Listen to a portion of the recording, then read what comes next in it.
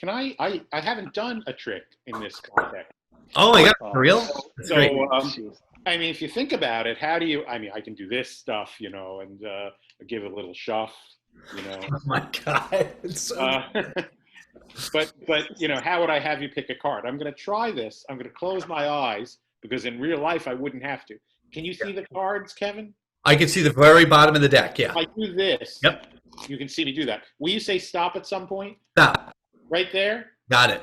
That'll be your card? Yes. You see my eyes are still closed? Yes. They're closed. Now, my eyes are closed. Now I'm going to try to find the card. There are any number of ways I could do that. I guess I'll open it now. It's not this, right? No. Shit. It's not.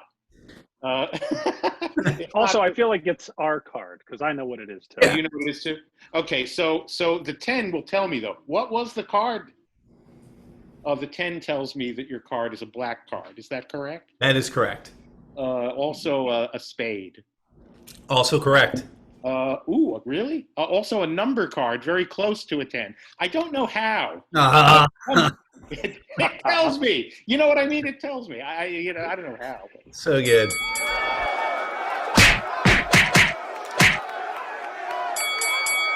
Hey, this is Steve of the Punch Up Podcast. With me on this episode are Eoin O'Shea. Hey, Steve. Jessie Preisendorfer. Hey, Steve. Kevin Regan. Hey, Steve. And our storyteller is Fred Siegel. Oh, thank you, Steve. Thank you for inviting me once again. Fred, thank you for being here, buddy. It's always a tremendous pleasure. So this story is called How to Eat Fire. Nice. Oh, yeah. How to Eat Fire. Great title. It begins in 7th grade. I am in 7th grade, and I'm younger than most of the other kids in 7th grade. Jessie, how old is a kid in 7th grade? 12. 12. Now, my birthday isn't until December 30th, so I don't turn 12 until December. So you're 11 when the year starts. 11. Yeah. So that's about the year. All this stuff happened between 7th and 8th grade. People like me, you go home and you have a routine. You come home after school and you get yourself, a snack cake of one kind or another. Now, I was born in New York. We had a whole different world. This hasty cake. Were you part of the French royalty, or? No. No, I know he's talking whether he's going to eat Entenmann's versus Tasty Cake or Hostess. In Philadelphia, So Tasty you're Cake. part of the Northeast royal line? I'm sorry. You just had choices of cakes when you got home? In the Poconos, I ate ringdings and I had a fresca. Yeah. Every single day when I got home, I had a ringding. Who does ring ding? Who And does? not only that, you were on the West Coast, right? You, Ian? I was, but I mean, Okay. On the West Coast, you had the ding dong, but the ding dong on the East Coast was called the big wheel, and then it became the King Don. you don't think I know that? I don't think you know that. No. I don't think you know that. It wasn't in my house. Yeah. Ian ate carob. We've talked about this. Yeah, He didn't. Yeah. He did not have ring dings or any of that. No. Well, I for obvious thing, even now, we ate less. I never. But there were certain things, you had to eat these things when you were watching the cartoons. What was the cartoon of choice? Oh, there was quite a lineup. First of all, leave the house? Why would you the never non-cartoon things? I can't hear Ian for one reason or another. Because your ears have evolved, and we all hope to get there one day. It's so high pitched. What's your secret?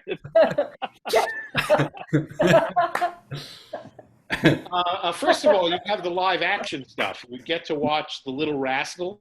Okay. A little bit. You'd get to watch some Stooges once in a while. You'd get to watch Ultraman. Oh, yeah. Loved That's the best. Ultraman. Oh, I'm He had surprised a this thing. was. Did he have a thing like on his chest? but that's Iron Man. That's Iron. Yeah, that's Iron Man. He had there was a. Oh, it is? Yeah, he said Hayata, and it would summon Ultraman somehow. The other pieces. Oh, yeah. As far as cartoons went, we had Wee Willie Weber's Colorful Cartoon Club, which several hours of cartoons. Wow. A lot of Warner Brothers, but also Harvey Toons and some other stuff. Yeah. Also, where this story begins is on an episode of Sally Star. Oh, yeah. Popeye Theater. Sally Star was a cow lady. A cowgirl? A cow lady? Cowgirl, yeah. She was the cowgirl, but... Yeah, right. But Cow woman. Yeah. Yeah, but you're not going to call her a cow woman, so... right. And she showed Popeye cartoons. And she ended each show by saying, "Love, luck, and lollipops." Mwah! And I loved that when she would kiss me. Also, another feature of her show is that once a week, I think, a teenage magician from Cantor's Magic Shop would appear on the show. Now, Cantor's Magic Shop is the fancy magic shop in Philadelphia. Okay. Philadelphia. The demonstrators at Cantor's Magic Shop would wear jackets.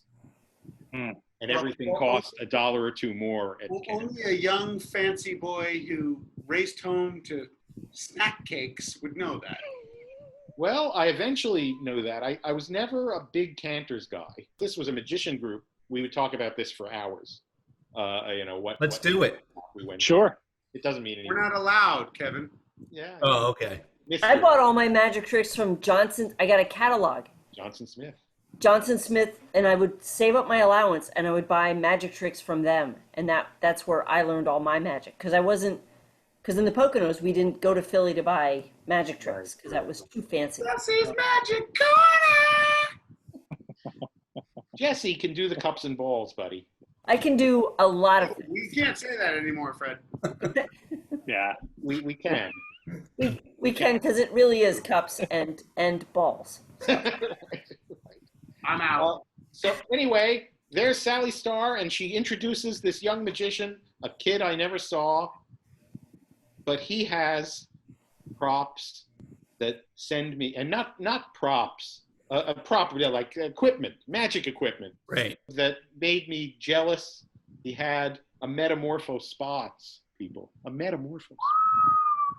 But he had my holy grail of magic tricks, the crystal silk cylinder, where you would have a clear plastic tube or crystal, a clear crystal like this. Yes, lots of the gesture.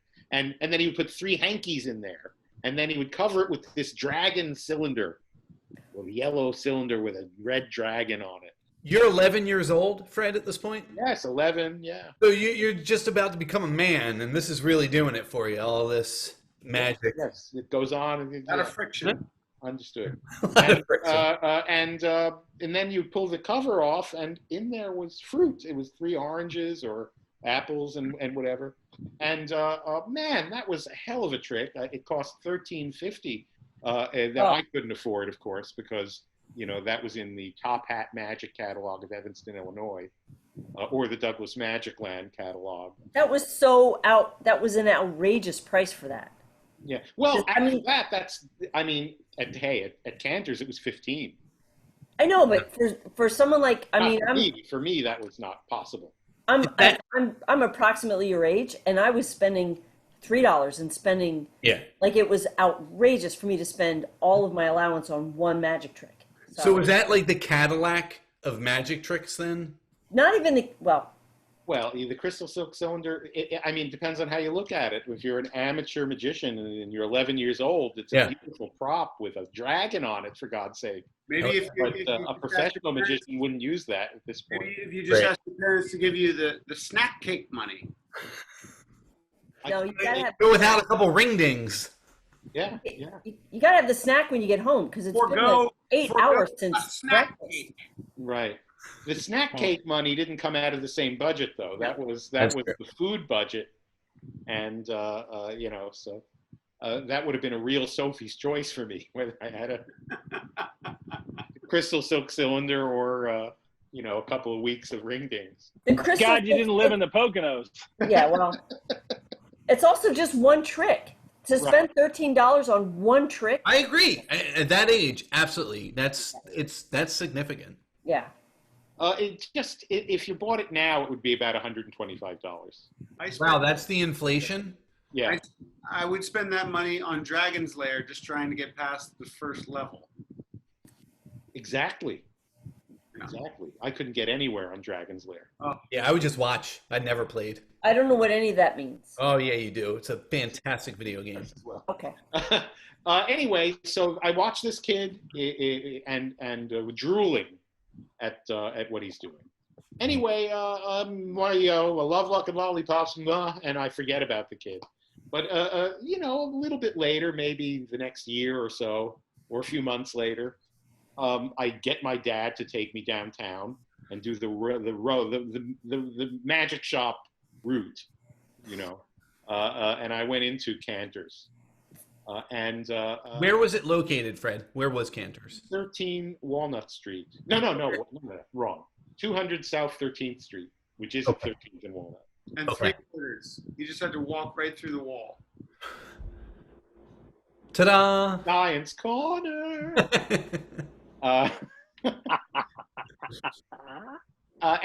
So I went up to the counter. The guy had his suit on, and I'm a little kid. I don't know anything. What do you have anything in a color changing effect, which is a genre of Magic? If you change a red ball into a blue ball, you've done a color changing effect. Okay.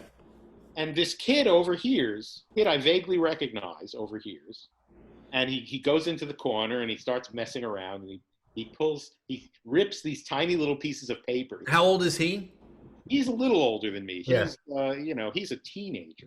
Like 13, Oh, 14? yeah, but that's I'm just- skill. Yeah, but I later on did learn how old we're getting ahead of the story. no, you don't have to jump ahead. At 13, 14 years old, a kid going in the corner doing something. I don't know if I'm going to pay for it. Stuff in all of the stories that would not happen now. Okay. Is it better if he was 19 and went in the corner? Yeah, I'd pay for that. No. He went into the corner of the magic shop, a room with many people in it. Makes more sense. There, a little trick. He showed me. He changed a little blue piece of paper into a little red piece of paper. He did this with bad sleight of hand. Now, I was not impressed with his ideas, but I'm looking at him, and this is the guy from Sally Star with the crystal silk cylinder and the metamorpho spots. And I asked him, "Are you the guy from Sally Star?" And he said, "Yeah." And he becomes my older friend. It's lovely to have an older friend. It turned out that when I started 8th grade, I was at George Washington High School. George Washington High School started in 8th grade at that point. And Jay, this guy, is a senior. He's becoming a senior when I'm going into 8th grade. So that's how old he is. Huge. But this didn't bother him, and it didn't bother me, because magic was the thing that we cared about more than almost anything. A common language. Yeah. Snack cakes, right? It's transcendent. And Magic I was is very transcendent. serious about it, and he was very serious about it. Yeah. And we saw some of the same shows. We both saw the World Festival of Magic and Occult, which was a magic show that traveled and came to Philadelphia and was really an opportunity to see one of the greatest magicians of the 20th century, a guy named Richie Artie. And what I can tell you about him is that he cut a woman in half with a buzzsaw and no boxes, with blood spewing out. He essentially murdered a woman on stage. That is awesome. Not only is that awesome, not only he kills her, her blood is out. He changed into a white doctor's uniform, so there's a stripe of blood going up, and there's blood coming out of the guts coming out of this woman's body, and he invites the audience to come up on stage and walk right past it. Oh my God. Oh my God. The place smells like ether because he poured ether and knocked her out. Yeah. He didn't really knock her out. Sure. It smelled. The smell was real. And that was what impressed me most in that show. But what impressed Jay most in that show was an Australian magician named Jeffrey Crozier, who did acid rock music, and he burned a woman's head off with fire and it was just psychedelic with all kinds of lights, and that was what Jay aspired to. That, you know. Interesting that you have a lot of women who were sacrificing their lives for magic. They were. The unsung heroes. My first paper at NYU in graduate school was all about that. I did an analysis of all of the stage illusions advertised in the Abbott's magic catalog at the time. Mutilation effects are ubiquitous, and there are many of them, and they're popular because they're relatively cheap. Yeah. Well, the women or the effects. It's easier to build a mutilation effect than it is to build something like a levitation. Fred, I'm not going to ask you to reveal anything other than say, isn't the onus on the person that the magic is being done to do the work? Like, that person is heavily involved in making the magic happen. It's funny, the words magicians use for this. Right. The magician is the performer. Right. And the person who gets in the box. The assistant or... The woman. But what I'm saying is, like, that is... We're pointing this out because we know it's not so great. And it's certainly worthy of more discussion. And it's done better now than it used to be. Right. But in any event, the thing I wanted to take out of this is that Jay went nuts for the guy who was doing acid rock music. Mm-hmm. And I started accompanying Jay to some of his shows. I was his assistant, his ghoulish assistant. He was dressing in a devil's costume when he made his doves disappear in the breakaway dove chest, $24.95. Instead of simply making the doves disappear, he would mutilate them ritualistically with barbecue forks and with bloody feathers going out all over. Because this was also Ricciardi. If you can kill a lady on stage, why not murder some birds? What's the diff?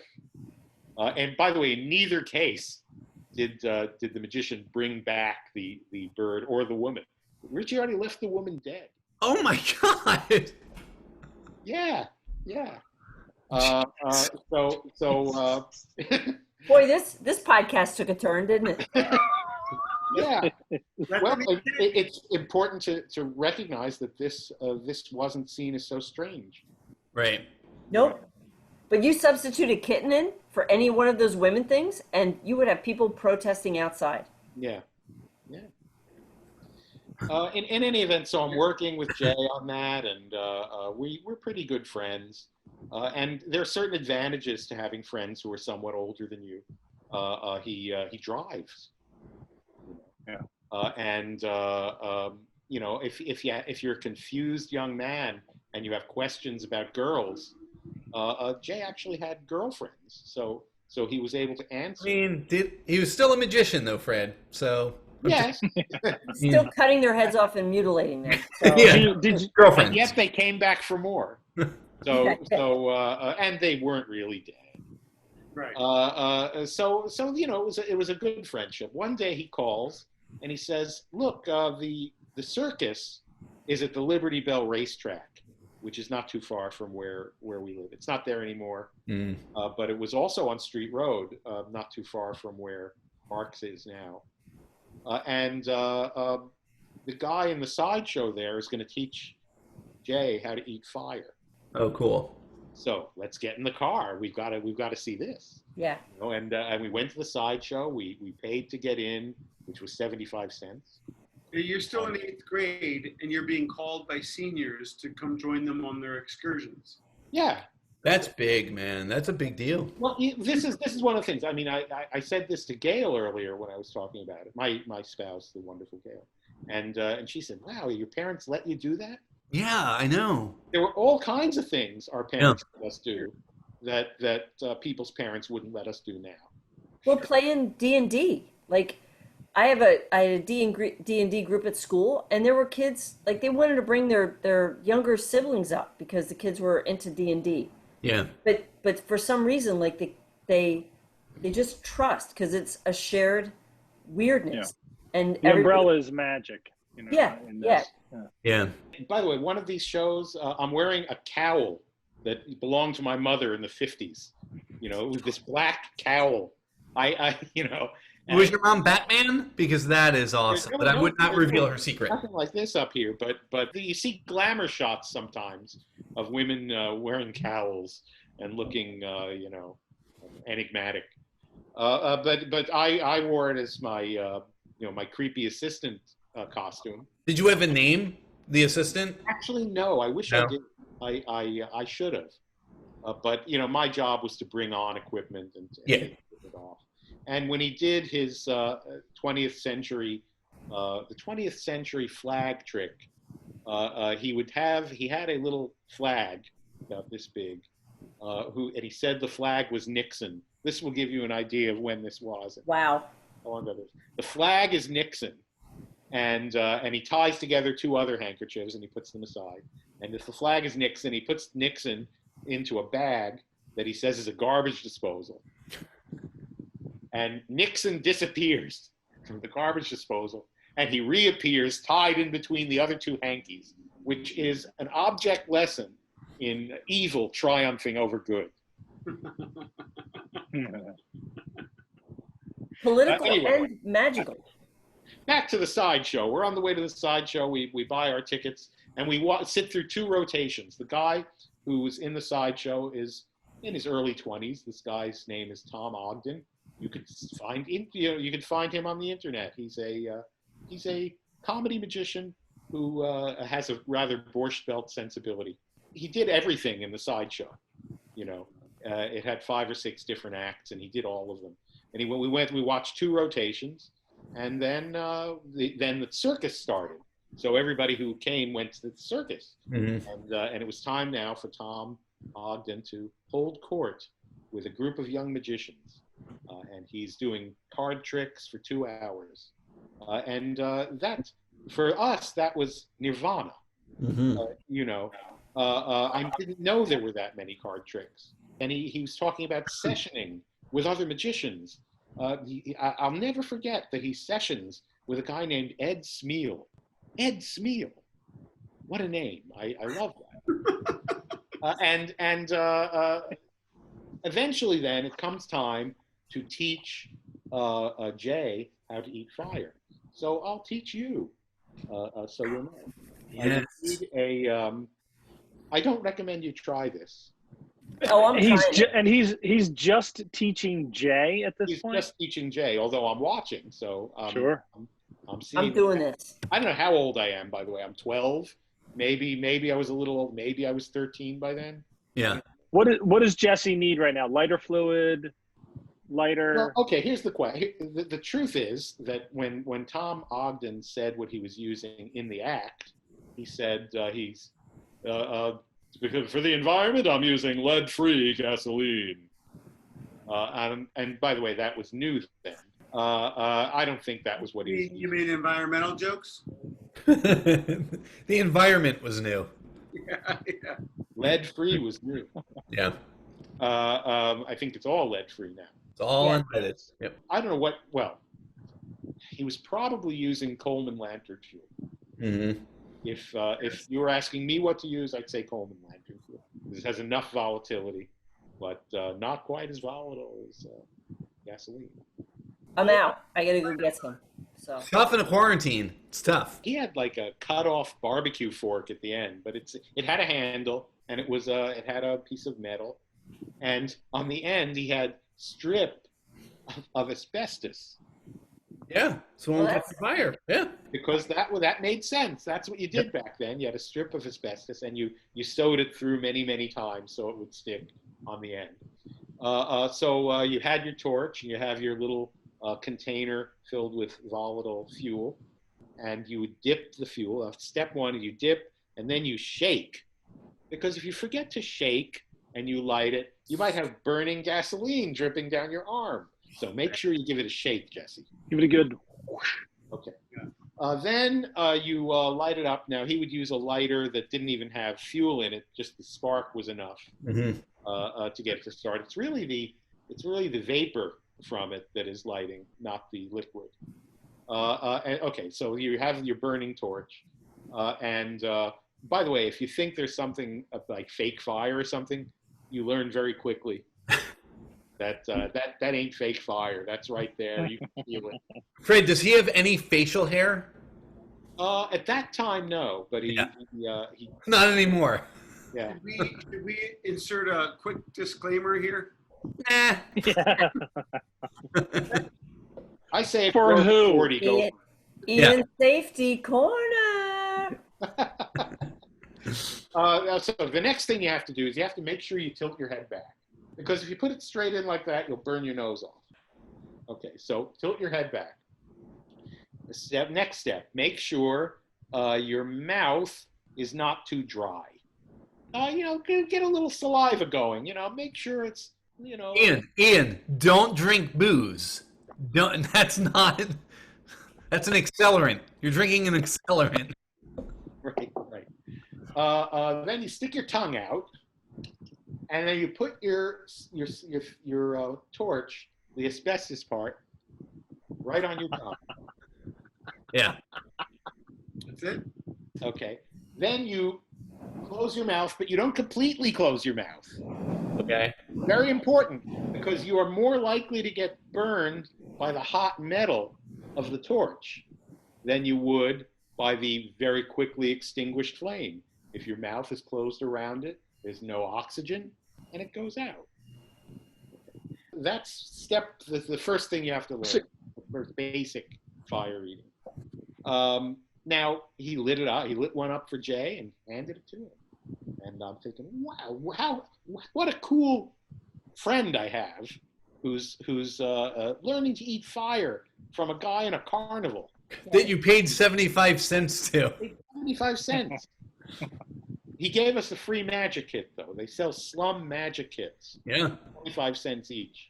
And he gifted us each a slum magic kit. How many other people were there? Because you said there were other. Was it just you and Jay at this point? Jay, me, my friend Joel, and maybe one other guy. Okay. I know it had to be a few of us because Ogden made a joke about us standing in V formation. They literally called it a slum magic kit. Yeah, that's a carny term for crappy merchandise. So Yeah, you might know it as Pocono magic right now. Okay. Okay. For an example is a diminishing card, a playing card that gets smaller. What it is, you have a 4 of spades, say. When you fold it in half, there's a littler fall of spades. I had one of those. Fold it again, there's a littler fall of spades. It's a piece of paper, that they manufacture many for less than a penny. Yeah. They stick it in your envelope. If they can sell you the envelope for 25 cents, you know that there's not much value in that envelope. But in any event, so there he was. Jay is trying to do it, and Jay looks like he's bringing. Am I on camera? It looks like he's bringing this thing. It looks like he's going to stick it right in between his eyes. Ooh. Oh no. He's off. Jay, watch it. And Ogden said, "Shut up, quiet." Ogden apparently knew that people tend to figure out where their mouths are. And after one try, aborted attempt, he got a little freaked out. He put the thing on his tongue, closed his mouth around it, and there it was. He had eaten fire. Nice. Now, nobody offered to teach me how to eat fire. Oh no. You're an 8th grader. Nobody offers to do anything for you. But you witnessed this, and you've got a tool shed at home. You watched it. You have anticipated it. You have anticipated it. You have strips of asbestos? I don't have No. strips of asbestos. He doesn't. Oily rags. Hey, give him a minute. There's aluminum foil. Fred will figure it out. Hold on. There is a wire hanger that I have clippers that I can cut off the longest part of a wire hanger. Sure. And there's some old sheets that are lying around that are ripped up, and I got a nice strip of it, and I made a little bend at the end of my wire hanger, and I wrapped it around, and I got the sewing kit, and I went through many times. This was not asbestos.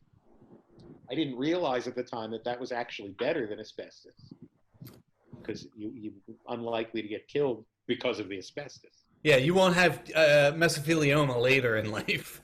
Yeah, that's the big and word I right there. did it in my father's Ronson lighter fluid.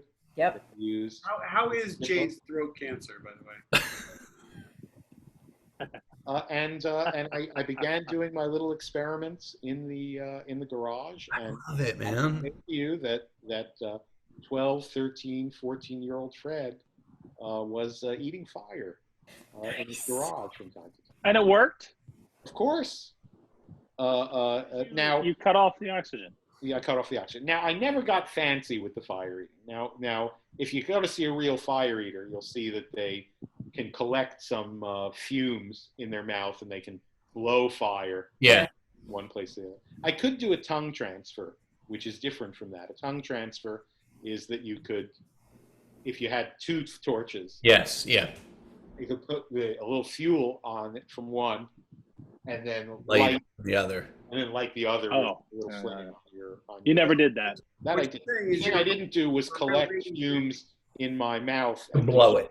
Called a spout. Yeah. And I certainly didn't do the thing that a blast, which is the thing that frat boys sometimes do and start a fire. Yeah, because they do it in the curtains, and then and the frat house goes up, and Charles Darwin somewhere goes.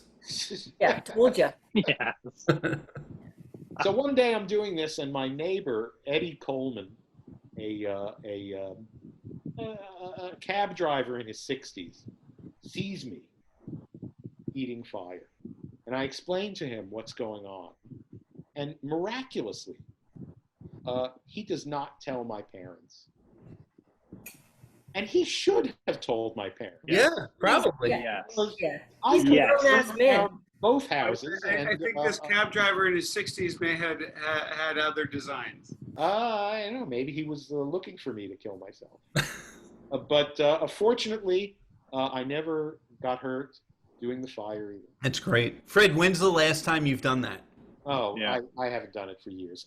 I do have a picture of. I was waiting for you to go, wait, I thought you were going to do have. No. That would be great. I wish No. it would set off all the alarms. No. I do have a quick question. How many fires did you have to put out with snack cakes?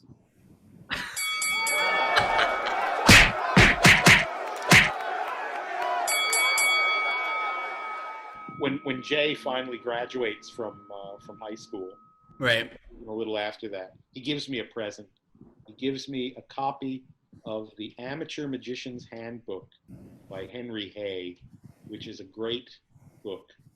But he says, I'm no longer an amateur magician. I don't need this. But I want you to have it. He had stolen it from the school library. And I still have it. And I've read it dozens of times, easily. I have a YouTube channel. It's called Fred Does a Trick. So just look for Fred Does a Trick. There's a little kid named Fred who does tricks, and I'm not him. And Fred from Scooby-Doo, I'm not him. But someone looks like me. I'll go to my YouTube stuff. Can Fred take us out with a quick trick? Hell yeah, and we've already practiced this. Fred, would you like to? You have enough time now, or okay? Well, let me give Kev and I already saw a trick. A little. Gotta shuffle the cards. Let's see. It's a 9 of spades. It's a 9 of spades. Fuck, Kevin. Sorry. That has this break in it. It's like my teeth. Oh yeah. Oh, that's perfect. I did that on purpose. I didn't do that on purpose. Okay, I'm trying to think of what could look good in this situation. If I turn the 5 into a queen, would that look good? By the way, people are always upset when I do that. They want to see this hand. They think I did something, But it's possible to change the queen back into a 5, just like that. Beautiful.